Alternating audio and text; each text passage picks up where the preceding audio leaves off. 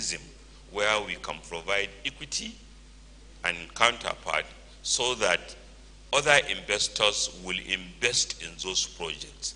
We believe this is the way to go, and we will see more of that. We believe this can only be done with consensus and with ownership by Nigerians, especially our youth. And that is why I took more time to lay out that this is our vision. Occasionally it may be challenged, but in the medium and short term, it will pay off, as indeed it has been paying off. Thank you. Thank you, Honorable Minister of Budget. Next up, we have the Honorable Minister of Solid Minerals Development, Dr. Dele Alake. Please, a round of applause for him.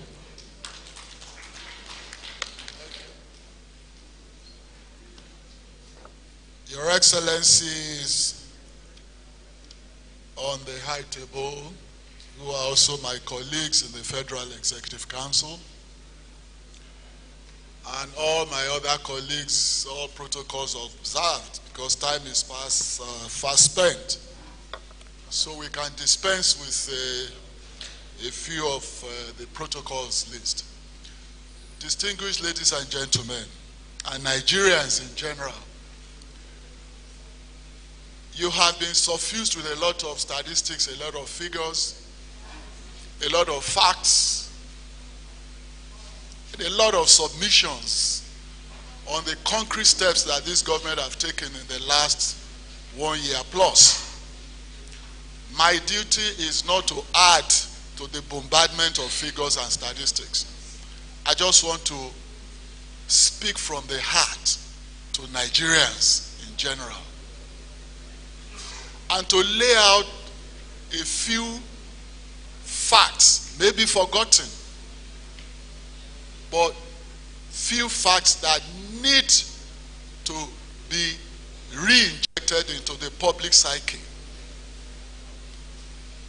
Fact number one is this: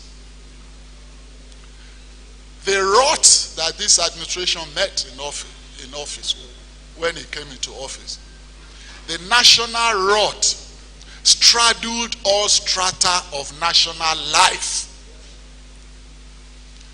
To controvert that is to deceive oneself. 2, Nigeria since 1960, or perhaps more empirically, since oil was discovered and exploited, Nigeria as a nation, as a society, has shifted attention away from other regenerative, constructive sectors of the economy, like agriculture, like solid minerals, and other sectors, manufacturing, industries and stuff. And all of these have cumulative effect on our national economy.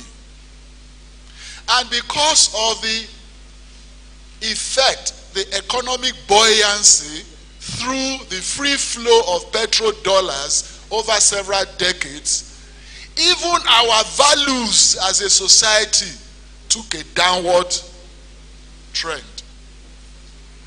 We abandoned the age-old values of morality, of discipline, of cultural ethos, and all of this percolated down into even our consumption patterns, economic consumption patterns.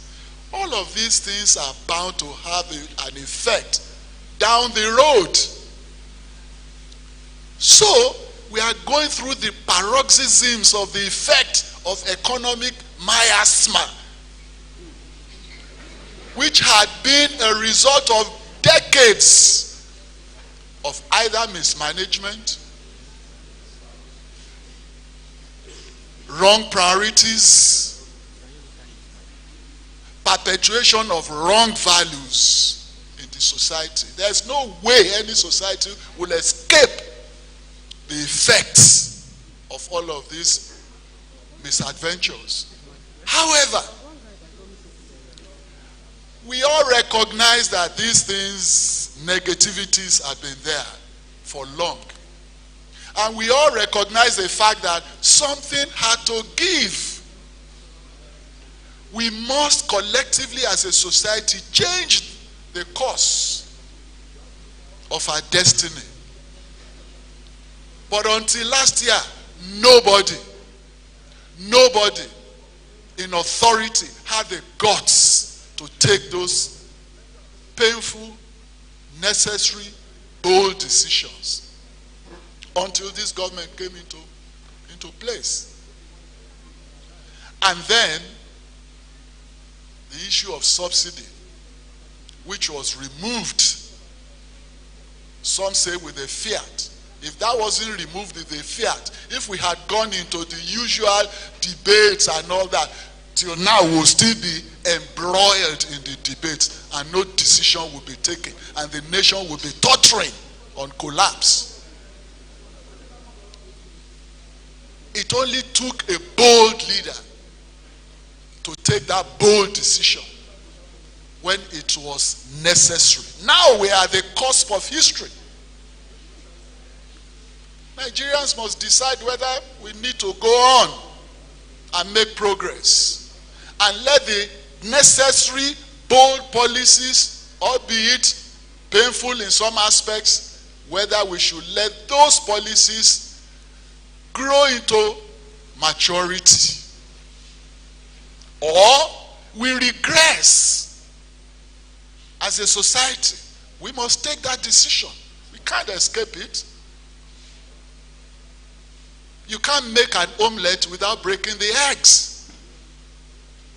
There's no way you can advance a society economically, socially, politically, even infrastructurally, without re-engineering and restructuring that society and putting it on the path of enduring progress. All the societies that our youths and even elders run to, whether we run there for succor, social succor, economic succor, political sojourn, or even mere enjoyment of the ambience of a developed society. Those societies were not where they are today by fiat or through a magical wand or through societal deleterious effects of economic miasma without lifting a finger. No. Some generations before now in those societies made the necessary sacrifices when those sacrifices were, of course, very germane. It's the result of the sacrifices made by those societies, the previous generations, that you all run to enjoy there, while we refuse to make our own sacrifices at home, so that our today and tomorrow would also be better. But we can only run for a while. We can hide as a nation, as a society. The more we run from the realities staring us in the face, the more we postpone the doomsday. But God forbid, we have been very lucky that at this point in the history of Nigeria, we have somebody who can take the bull by the horns and say, we must end years of the locust, and we must redirect our energies and resources towards instituting enduring legacies. And those are the reasons and the philosophical reasons behind the economic reforms that we are going through. Any government policy anywhere in the world is not a 24-hour event. Any government policy goes through a process of enunciation, conceptualization, execution, formulation, and monitoring before gestation. There is a period of gestation. And within that period of gestation, of course, the effects of the policy would be felt by the society, by the people. We only require one thing: courage, resilience, consistency, to steer ourselves through that gestation period and let these policies now mature. And the results of these policies will begin to manifest to the benefit and betterment of the society. And we have seen it before. And I keep saying, and I've said this at various fora. When our current president became governor in Lagos, we know the whole story now. We knew what we met on ground. The finance minister just left. He was also the finance commissioner at that time. And I was also a member of that executive council. And the governor then, now president, put on his thinking caps, 600 million naira a month IGR for a population of over 20 million then. 600 million naira. The wage bill of the civil service alone was over 1 billion naira. So even without capital expenditure in health, in education, in infrastructure, the IGR was not even enough to service the salaries of the civil service. We had over 48,000 then. And so the governor, now president, said he wasn't elected to be a personnel manager who would be borrowing money from the bank just to pay salaries. And that will be the end of it. And the entire society will just open their arms and do nothing. So he put on his thinking cap. And we started to restructure the economy of Lagos State. The first thing he did was to block leakages, block the loopholes, and brought in the Oracle system. He became the first governor in the history of this country to bring IT into the payroll system. Subsequently, all states, including the federal government, had copied it. And he brought it. Of course, there was initial resistance, as we are seeing resistance. It's a natural human inclination to resist any change from the status quo. It's natural. There was resistance to the introduction of that technology, but he insisted that that was the way to go. The very first month of the implementation of that technology on the payroll system, 350 million naira was recovered, which meant that 350 million naira had been going into private pockets every month hitherto. And the entire IGR was 600 million. And without introducing a single tax, the IGR started shooting up. And more money was available to spread into other areas, into health, into education, into infrastructure. And we embarked on massive construction work all over the state. Other blockages were introduced to block leakages and block the loopholes.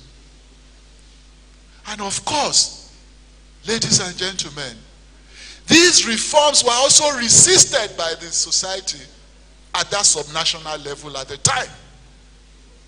At some point, we were even being booed on the streets of Lagos.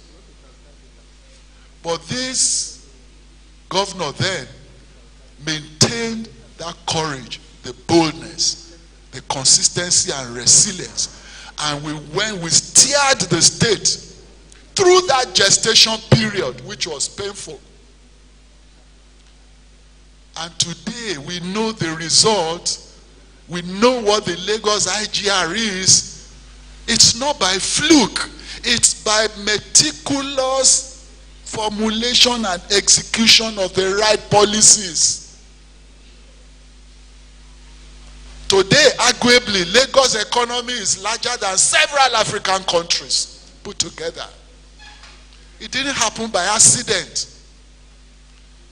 It happened through ingenuity, creativity, thinking out of the box for the betterment of the society.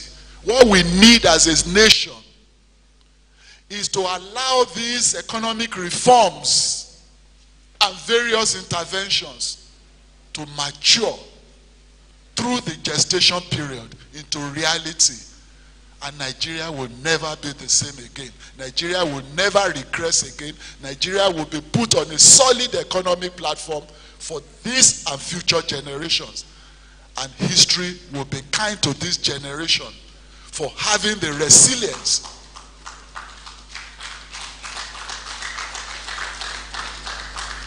other people in later years will now be jackpying to Nigeria. And that is our aim. Thank you very much. There's a saying that you can't stop the vocabulary of a man who speaks from the heart. Can we please put our hands together for the Honorable Minister?